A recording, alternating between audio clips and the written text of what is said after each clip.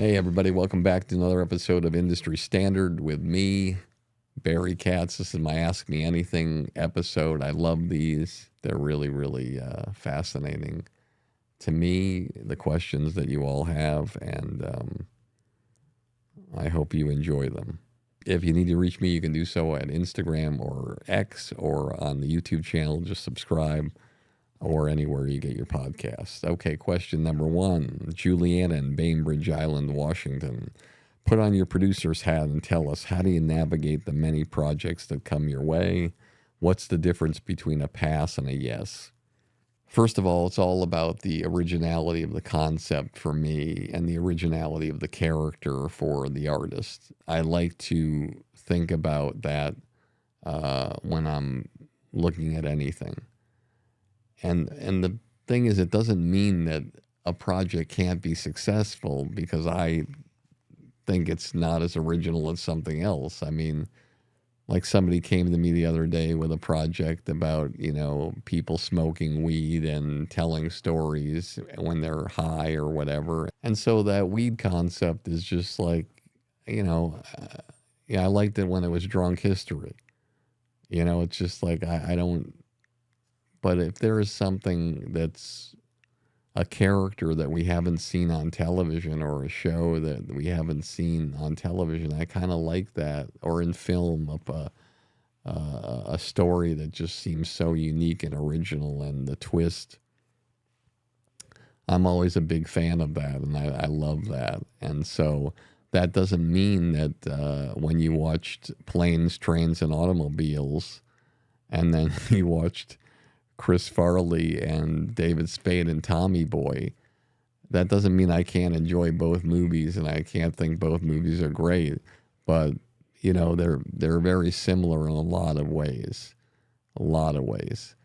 And so if somebody was like me, they might not have developed in Tommy Boy, but I believe that it's something that for me, I like to have that feeling of originality and uniqueness and that fresh feeling for a character, for a role, for something. So I don't care if an actor, it's one or two lines in a movie or a show, but if it's something that's extraordinary, there used to be this old expression, there's no such thing as little parts, only little actors. So whatever it is, however big it is or small it is, however big the project is or small the project, whether it's a low budget movie or a big budget movie, I just want something that's extraordinary. And if I feel that an actor I'm managing can work on a scene where they will blow the audience away, whether it's they're making, $6 in a bucket of chicken or they're making $1,000,000, I'm all for it. Next question. Katrina in British Columbia. Since you've seen many comedians come and go, how do you feel like a comedian establishes longevity in the industry? Can you tell how long they'll be around from the very start of their careers? That's a great question again.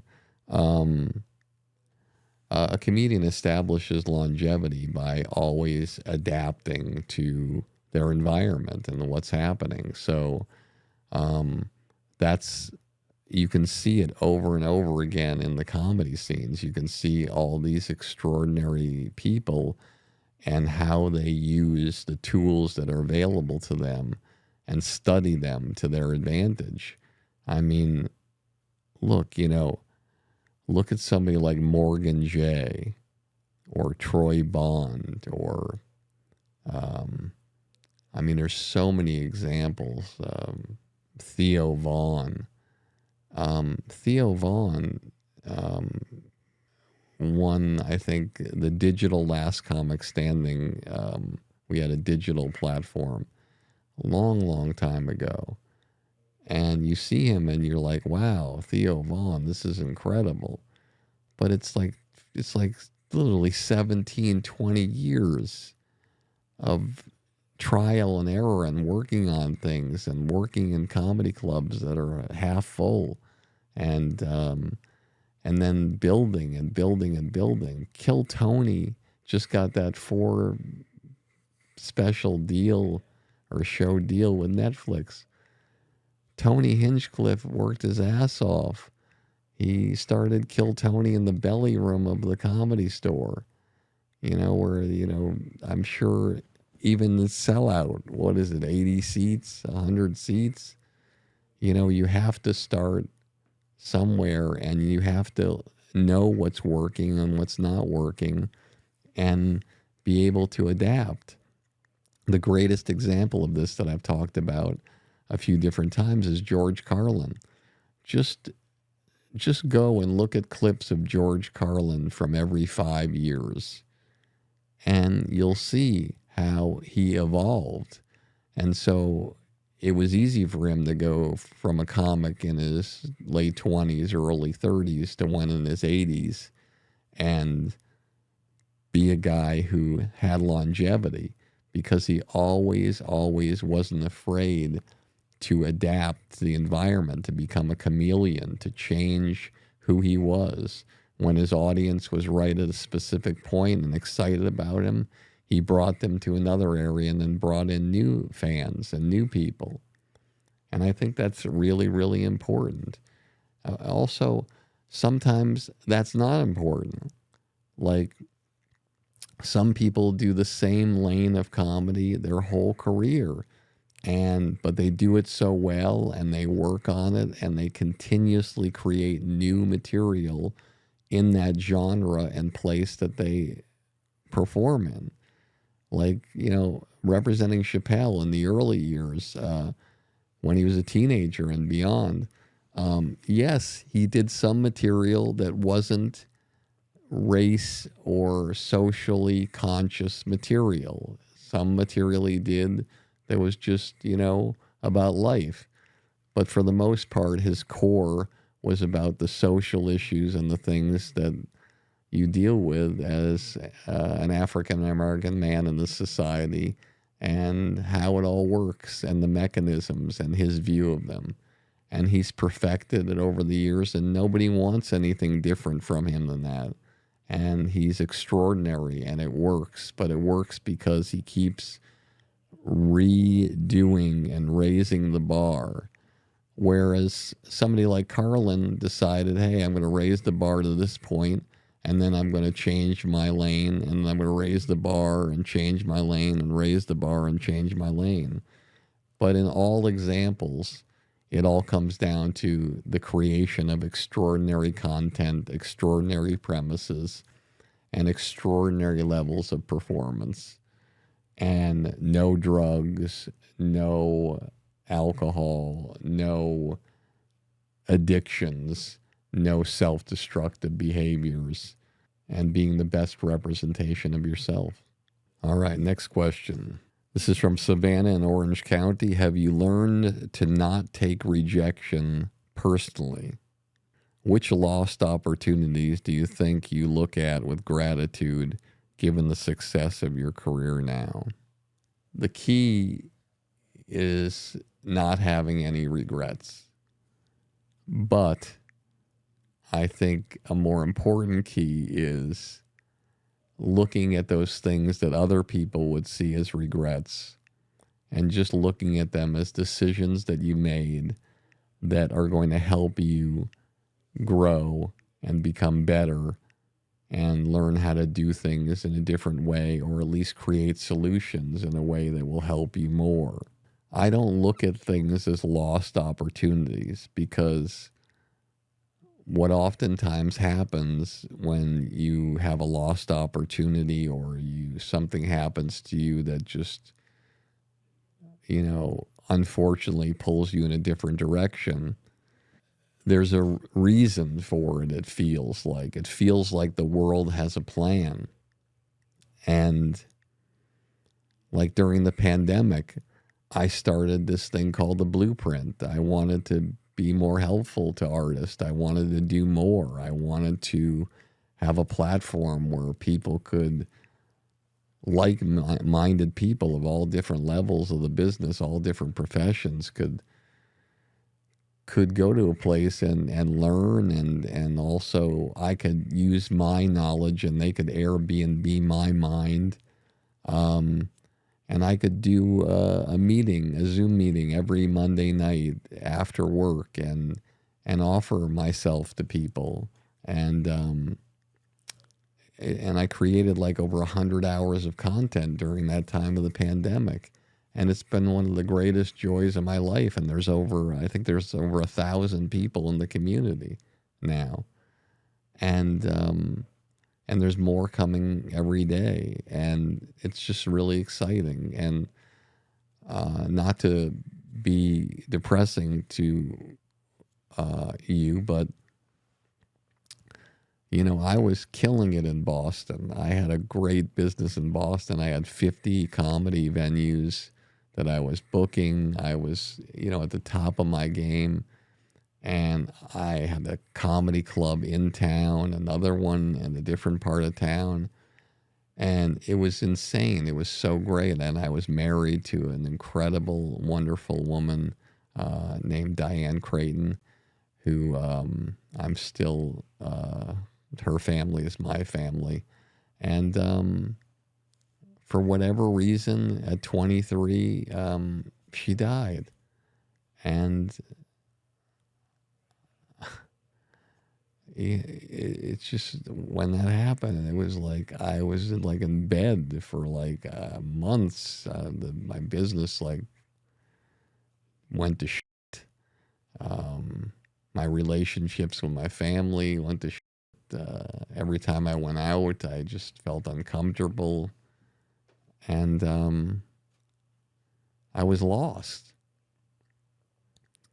And I couldn't take comedians keep coming up to me and saying, "Hey, is there anything I can do for you?" Like the negative, positive. And one day I just got in my car and I just drove to New York City, and I got off at the 79th Street boat base and exit, drove until I couldn't go anymore. And I think it was at like 78th and Amsterdam. There was a restaurant bar there. I parked my car, had a meter, got out of the car, went to a payphone, looked in the yellow pages, which existed back then, and called a realtor and left the number of the payphone. They called back. They showed me the first apartment they showed me I took. It was $935 a month at 82 West 82nd Street by Central Park. I paid first, last, and security. I was in New York City. I had no idea what I was going to do, how I was going to do it. But I was there. And then I got a call from a friend of mine, Eddie Brill, who used to book the Letterman show, and very talented guy and comedian. And he said, "I'm leaving this comedy club that I have been working on." And he said, "Go down, talk to the owners. Maybe they'll do something with you." I go down to Greenwich Village at 82 West 3rd Street and talk to them. I pitched them an idea that I think about on the way in the cab there, the Boston Comedy Club in New York City. I must have been convincing. They believed me. They went for it. I struck a deal with them. They got the bar and the food, and I got the door. And I had my own comedy club in Greenwich Village in 1988 with no money down. And I started booking young comedians, contrarian programming to the Comedy Cellar, who used old seasoned veterans. So I would throw up lineups of Chappelle and Jay Moore and Red Johnny and the Round Guy and Jim Brewer and Jeff Ross and Wanda Sykes and Nick Swartzen and Louis C.K. and Elon Gold and Tracy Morgan and Jeff Ross, and the rest is history. And I started managing people, a lot of the aforementioned people, and my life changed forever. That never would have happened had that horrible tragedy hadn't happened. But it happened, and I changed my life and the course of my life. And when it happened, I couldn't even imagine anything good happening in my life. My life was over for all intents and purposes. And now when I look in the eyes of my kids, Asher and Zion, who are 19 and 20 and doing really well in their respective professions, I realized that the world had a plan, and you don't always know what the plan is. You don't always know why or how or why things go the way they do. But you just got to know that there's a reason for everything. And as my mother said, whatever decision you make or the world makes for you, make it the right one. Hey everybody, it's Barry Katz, and I wanted to talk to you about Blueprint for Success. This is a community that I put together during the pandemic to help all artists of every walk of life in the entertainment business. No matter where you are in that part of this journey, it's designed to help you. There are podcasts with people that will inspire you, like Kevin Hart, Judd Apatow, Bill Burr, that you can't find anywhere else but on this program that I've interviewed, to times where we get to talk to executives in the business that you would never have access to tell you what you need to hear and to answer your questions, to all sorts of different videos and master classes designed to help you get to the promised land. That's what the Blueprint for Success is. Doesn't matter whether you want to be a stand-up comedian, a sketch performer, a podcaster, an actor, an actress, director, writer, social media person, whatever you want to be. I've been doing this for 40 years. I've had the honor and been humbled to represent people like Chappelle, Wanda Sykes, Louis C.K., Dane Cook, and probably over 20 other people who went from a studio apartment to being a multi-millionaire and a household name. And I want that for you, and I wanted to take the time with this program to be able to help you on your way there, to get there and to heighten and increase the trajectory of your career. Blueprint for Success is the way to go. I'm proud to be a part of this program, and I'd be proud to have you to be a part of it too. Next question, Jackson in Fort Worth, Texas. Do you think it's important for comedians to maintain a certain kind of look or aesthetic if they want to be recognizable?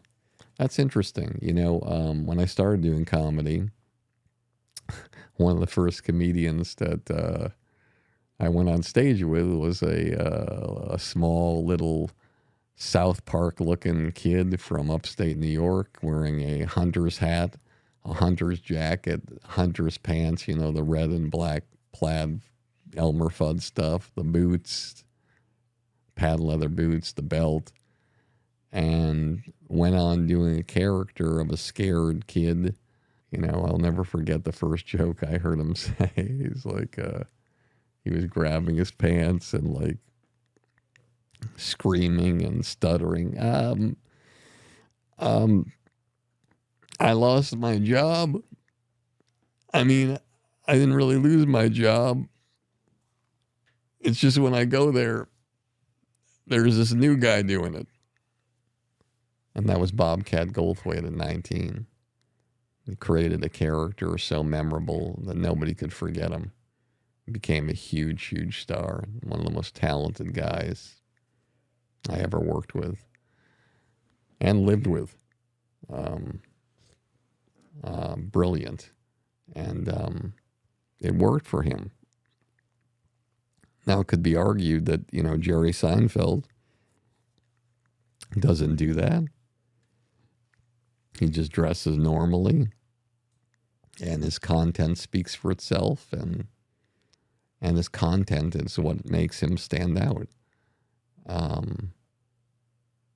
Sebastian Maniscalco, there's something about him that stands out that isn't necessarily his look or his clothes, but the way he tells a story and the way he paints the picture. As Vin Scully used to paint the picture with audio, Sebastian Maniscalco paints the picture with his body and his physicality and the tone of his voice, which is the next thing I wanted to share about this, is that it's also about the voice. If you have an original voice in two ways. Number one, you have an original voice in the comedy community. Number two, your voice is like name that tune. You can recognize it in 3 notes or 3 seconds or 1 second. Then you know there's something really special. And I think that is very, very important in adding to your success. You need every comedian you'll notice. There's something about them.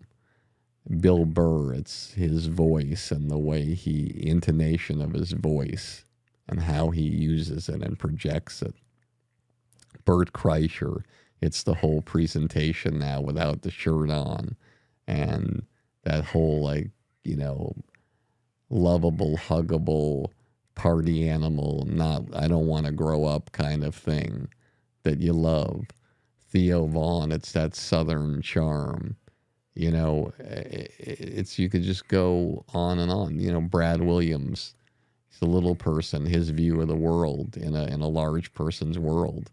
And so it is extremely helpful to accelerate you to the top, to create something about yourself that's natural, organic, but that's also highly original.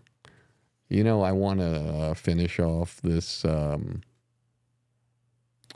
particular episode, and I'll save some questions for another time.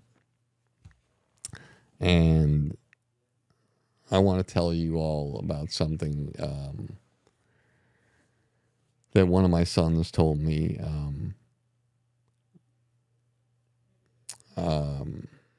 My son Asher was going through a challenging time. He'd broken up with a girlfriend. And I went up to the Santa Barbara area to meet with him. And, he's doing really well.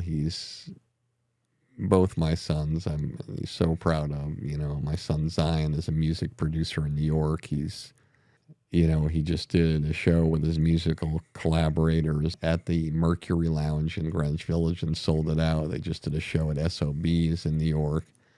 And he's 20 and he probably has like 10 million streams on his music. And he's really doing wonderful things. And I wish him the best of luck, because music is like a unique thing where it's like comedy, where you never know when it's going to happen and how you're going to break. And my other son, Asher, who I met with, as many sells high-end Nikes and Jordans. And for him, it's a different path. Like, he could make more selling sneakers in one day than a comedian or my son Zion might make in a long period of time. But as he told me at the table in Santa Barbara, in his own unique words, he says, Dad, I'm so proud of Zion. I went to New York. I saw the show. We ate at Katz's Deli afterwards.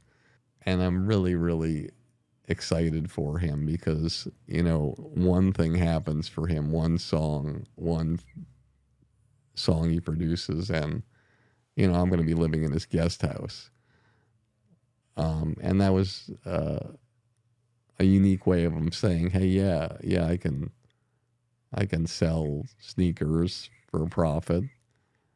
But am I contributing to society as much, or am I doing things in a way that are as creative as he is? No, but sometimes things make more and do better for you when you do things that in a different path. But to make a long story longer, he told me about this breakup he had, and he told me his new philosophy of life, and not just for his personal life, but for family and for his career. And he told me this way. He said, Dad, what would you do if I gave you a diamond that was worth $1 million, but you couldn't put it in a safe deposit box, you couldn't put it in a safe, you couldn't, it's just yours, but there's no like levels of protection other than yourself. And I said, well, I'd probably go to the seamstress and have them sew in like this hermetically sealed bank pouch with many different fail safes in my pants on the other side by my underwear. So if I got robbed, no one would see it and I'd have it safe with me. He said, well, what if you went out to the beach? I said, well, I'd probably do that same thing with my bathing suit or whatever. I would always keep this thing as my prized possession. You gave it to me, and it's, you know, and it's a diamond, and it's worth $1 million as well, so it has a dual meaning. And he says, okay, what would you do if I gave you a rock? I said, well, I'd probably just put it on my desk and it's a paperweight, or you know, maybe I'd bring it in my backpack in a little pocket or something. Or what if you went to the beach? I said, well, maybe I'd use it to hold down my towel. I don't know. And he said, exactly, Dad. Exactly. You know, you treasure that diamond. You take care of that diamond. You protect that diamond. You do everything you can to treat that diamond like it's the most important thing in the world. But the rock, you know, yes, it means something because I gave it to you, but you don't make the same protections with the rock. And then he paused as I looked at him like, I don't know where you're going with this in terms of your life philosophy. And he said, Dad, I want to be treated like a diamond. And I want to treat people like diamonds. Dad, I want to treat my career like a diamond. And so my customers treat me like a diamond. My buyers treat me like a diamond. Dad, I want to treat you and Mom and Zion and my family and my friends like diamonds. And I know you'll treat me like a diamond. I don't want to be treated like a rock. I don't want to treat people like rocks. I don't want to treat my career like a rock, or my buyers to treat me like a rock, or my customers. I don't want my family and friends to treat me like a rock.